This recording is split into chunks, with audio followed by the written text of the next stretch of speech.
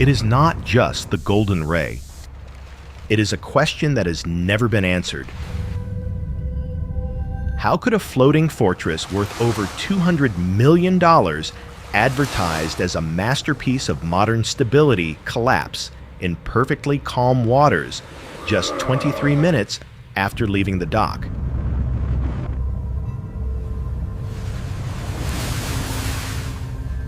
Why did a system designed to defy Atlantic hurricanes and rogue waves surrender to a simple keystroke error in a ballast computer? And more importantly, why did 4,200 brand new vehicles become the first victims of the very confidence they trusted? But that is only the surface. Behind the moment, the massive steel Leviathan lay paralyzed on its side. Exposing its underbelly to the Georgia sun like a beached whale lies another story less told, but equally dangerous, about invisible physics. The arrogance of efficiency and a chain of small errors merging into history. Why did it all happen on a quiet Sunday morning in September 2019?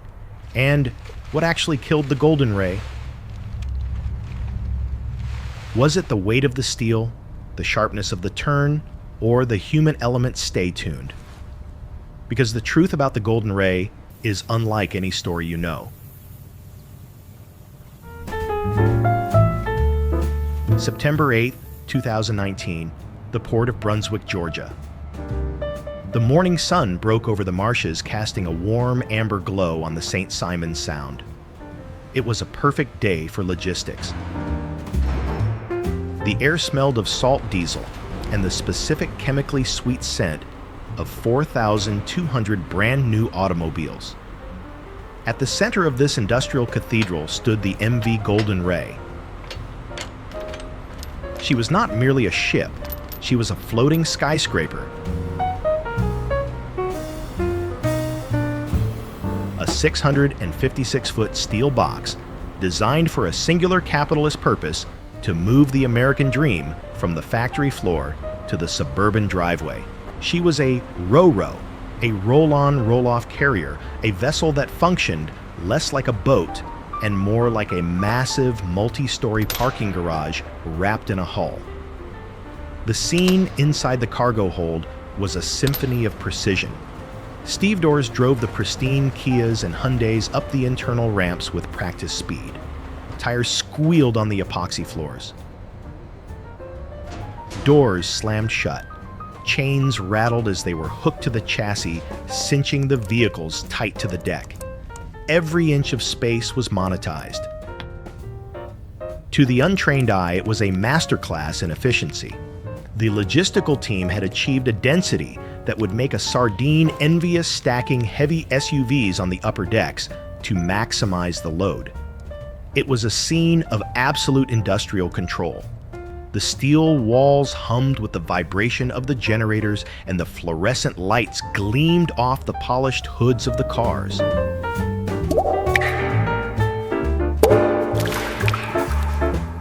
The heavy steel chains locked the vehicles into place with a reassuring clank. A sound of absolute security that masked the silent, invisible truth: the ship's center of gravity was quietly rising, inch by deadly inch, above the threshold of survival. On the bridge, the atmosphere was professional and calm. The Golden Ray was a modern vessel equipped with sophisticated ballast control systems designed to keep this top-heavy giant upright. The chief officer managed the loading computer, a digital brain responsible for calculating the vessel's stability. He input the cargo weights. He checked the draft. But the data was a lie. In the pursuit of operational speed and draft requirements, a critical decision had been made regarding the ballast water. The heavy seawater pumped into the bottom of the ship to act as a counterweight. To accommodate the load and navigate the channel depths, the ship had discharged nearly 1,500 metric tons of this vital stabilizing water. The computer fed with the wrong parameters, or perhaps misinterpreted in the rush of departure, flashed green. It promised them that the ship had a GM, a metacentric height that was positive and safe. The officers trusted the screen. They trusted the math.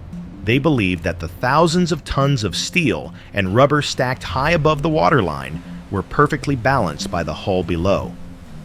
At roughly 1:00 p.m., the pilot, Captain Jonathan Tennant, boarded the vessel. He was a veteran of these waters, a man who knew every current and sandbar in the St. Simons Sound. The handshake with the ship's master was firm. The coffee was hot. The view from the bridge, towering 10 stories above the water, offered a commanding vista of the Georgia coastline. The massive engines roared to life, churning the brown water of the harbor into white foam. The Golden Ray cast off her lines. She began to move, sliding gracefully away from the dock. She looked majestic, a titan of global trade heading for the open ocean, destined for Baltimore, then the Middle East. As she picked up speed, the breeze cooled the bridge wings.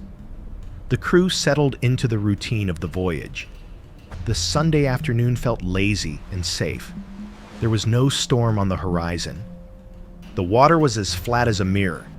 The radar swept in a rhythmic, hypnotic circle, painting a clear path ahead, blind to the fact that the vessel was already a zombie dead in the water, waiting for the first turn to make it official. The pilot ordered a slight increase in speed. The heavy vessel responded obediently. They approached the turn seaward, a routine maneuver performed thousands of times by ships of this class. The Golden Ray looked invincible, a monument to human engineering gleaming in the sun, carrying $200 million of inventory toward the horizon. 1:39 p.m. The channel narrows. Pilot Tennant gives the order, starboard 20. The helmsman spins the wheel. The rudder bites into the current. The Golden Ray begins to swing her bow toward the ocean. It is a standard maneuver. The ship lists gently to port, leaning into the turn like a cyclist on a curve. This is physics. This is expected. But then the physics break.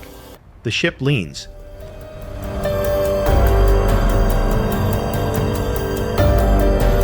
And she does not stop.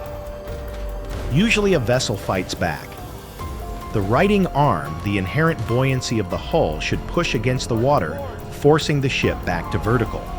But the Golden Ray has no fight left. Her center of gravity is too high. She is a pendulum stuck at the top of its swing.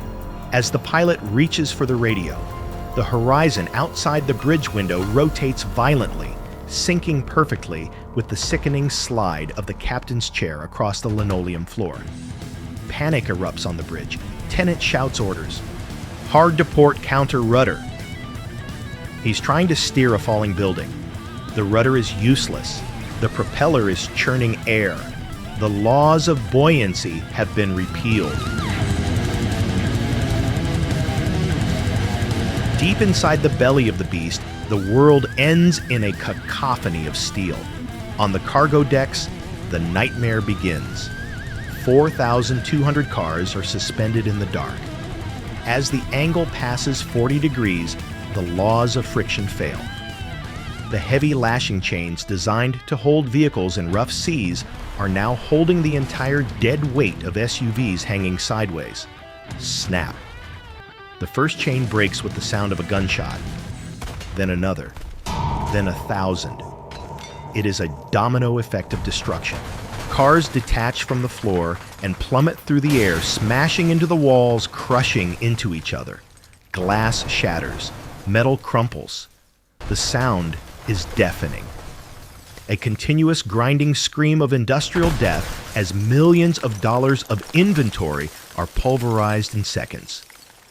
The smell of gasoline vapors floods the air. Sparks fly in the darkness. But the true horror is happening below the waterline. In the engine room, 4 engineers are monitoring the gauges. Suddenly, the floor drops out from under them. They do not fall down, they fall sideways. The massive diesel engine the size of a house becomes a wall.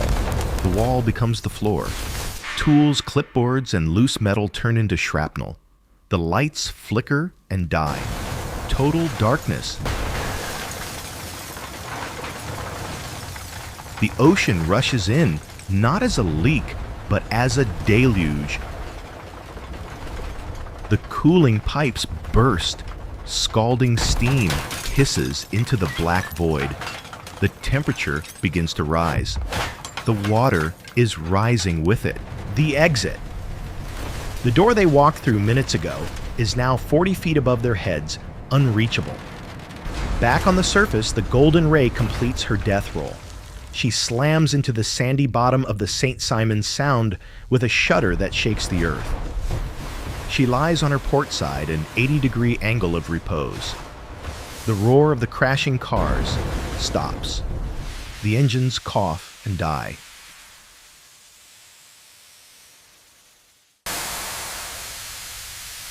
Silence returns to the bay. But it is not a peaceful silence. It is a heavy, pressurized silence. Inside the overturned hull, the 4 men are alive. They are bruised, burned, and terrified. They are standing on electrical panels that are now the floor, watching the black water inch up their legs. They have no radio. They have no light. One of them picks up a wrench. He finds a section of the steel hull that isn't underwater, and he strikes it. He strikes it again. They are buried under thousands of tons of steel, hidden beneath the waterline, beating a desperate rhythm against the skin of the monster that just tried to kill them. They are waiting for a world that thinks they are already dead. For 36 hours, the silence of the St. Simons Sound was broken only by the rhythmic metallic tapping from the deep. It was a primitive Morse code of survival. Inside the overturned hull, the 4 trapped engineers were running out of air. The heat was tropical, the darkness absolute. Above them, on the exposed side of the hull, the United States Coast Guard walked on what used to be the vertical wall of the ship. They pressed their ears against the steel skin, listening for the heartbeat of the machine's prisoners. They did not use door handles to enter. They used diamond-tipped drills. When the first bore broke through the hull, a hiss of pressurized, fetid air escaped the breath of a dying ship. One by one, the men were pulled from the darkness, blinking into the blinding Georgia daylight, covered in oil and soot, resurrected from a steel tomb that should have claimed them. But while the souls were saved, the body remained. The Golden Ray was now a 60-story obstruction, blocking one of America's busiest auto ports. She was too heavy to flip too broken to float, and filled with 4,000 cars that had transformed into hazardous waste. The engineers looked at the math and realized there was no gentle way to remove her. They had to dissect the beast. Enter the VB-1000. It arrived like a visitor from a science fiction future, a twin gantry catamaran crane, a yellow archway of steel, so colossal it could straddle the wreck entirely. It was the largest lift vessel ever built in the United States. Its job was not to lift the ship, but to hold the knife. The plan was audacious in its violence. They would not use torches or lasers. They would use a chain. A massive steel chain with links the size of a man's torso was threaded under the submerged hull. The engines of the VB-1000 roared, pulling the chain upward in a sawing motion. It was brute force engineering. The chain bit into the keel, grinding through the reinforced steel plating, then through the decks, then through the cars themselves. The sound was a low-frequency groan that vibrated through the water and into the bones of the onlookers on shore. It was the sound of a structure being unmade, As the chain tore through the cargo holds, the cross-section of the ship was revealed to the world. It looked like a macabre dollhouse. The layers of the vessel were exposed, revealing the crushed remains of the inventory. A red SUV flattened to the thickness of a book, tumbled out of the open wound, and splashed into the water, followed by a shower of spare tires and shattered glass, the confetti of a $200 million funeral. Then came the fire. In May 2021, the friction of the cutting chain ignited the lingering fuel vapors inside the wreck. The Golden Ray became a furnace. Flames shot hundreds of feet into the air, turning the yellow gantries of the VB-1000 black with soot. The heat was so intense, it melted the paint off the salvage barges. It was a scene of apocalyptic beauty fire, dancing on top of the ocean, consuming the remains of mass production. For 2 years, the operation continued. Slice by slice, the giant crane lifted the 8 massive sections onto barges. Each section weighed up to 4,000 tons, dripping with mud oil and the mangled carcasses of automobiles. They were hauled away to scrap yards in Louisiana, a procession of industrial failures paraded down the coast. The environmental barrier, a giant net surrounding the site, caught thousands of floating bumpers and plastic dashboards. But the smaller things escaped. For months, locals would find strange artifacts washing up on the beaches of St. Simons. A pristine owner's manual, a single unworn leather shoe, a plastic turn signal lever resting in the sand, still waiting for a driver to signal a turn that would never happen. By late 2021, the final cut was made. The last piece of the hull was lifted from the water, leaving a gaping hole in the horizon where the mountain of steel had lain for 2 years. The Golden Ray was gone. The water of the St. Simons Sound is flat again. The giant yellow arches of the VB-1000 are gone. The barges, the cranes, and the armies of salvage workers have packed up and moved on to the next disaster.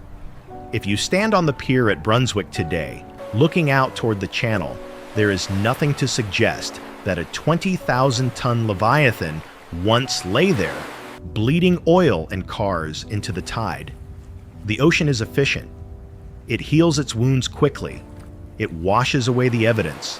But while the physical scar has vanished, the forensic scar remains etched in the archives of the National Transportation Safety Board. For 2 years, while the cutters sawed through the steel, investigators sawed through the data. They hunted for the ghost in the machine. They needed to know why a modern ship, equipped with the most advanced navigation technology in human history, simply fell over.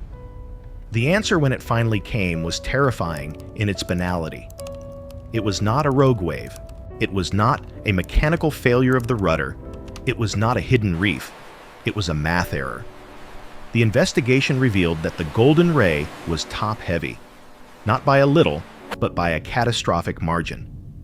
The chief officer, in his rush to prepare the final stability calculations, had inputted the wrong data into the ship's load computer. He had overestimated the amount of ballast water in the tanks. He believed the ship had a safety margin of nearly 6 feet of metacentric height. In reality, the margin was 0. The ship was balancing on a knife's edge before it even left the dock. The 4 200 cars stacked high on the upper decks acted like a massive lever. The moment the pilot ordered that routine turn, the centrifugal force didn't just push the ship, it pushed the math over the cliff. The computer screen had shown a green light, a digital promise of safety, while the physics of the real world were screaming in red. This is the haunting legacy of the Golden Ray. It forces us to confront the fragility of our modern, just-in-time world. We build ships larger than skyscrapers.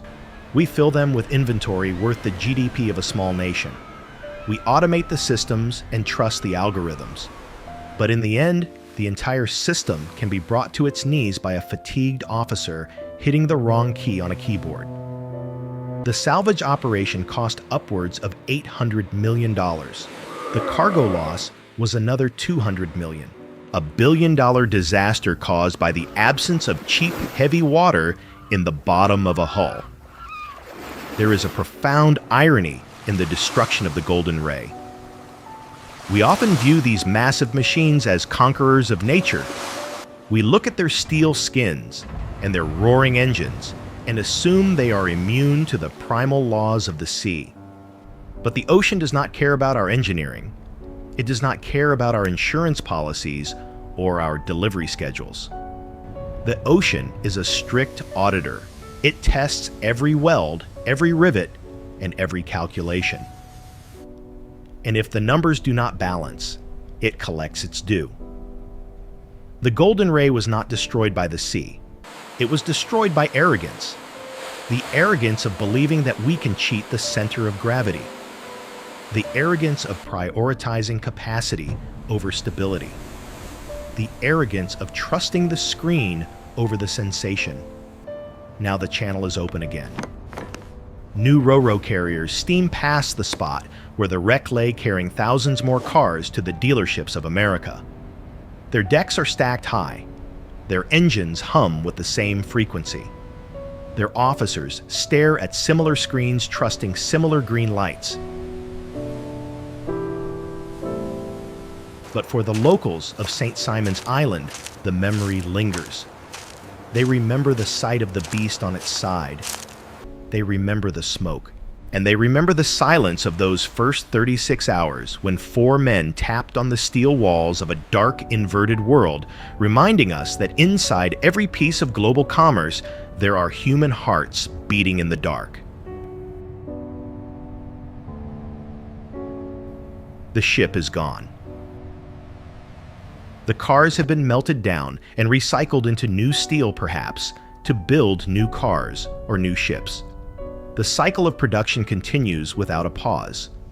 The supply chain has healed, but the lesson remains on the seabed, buried under the shifting sands of the Georgia coast.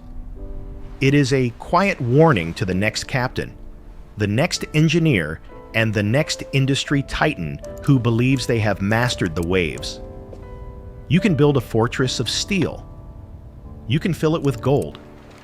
But if you forget the water will not forget you. History is not just dates and numbers. It is the collective memory of our species.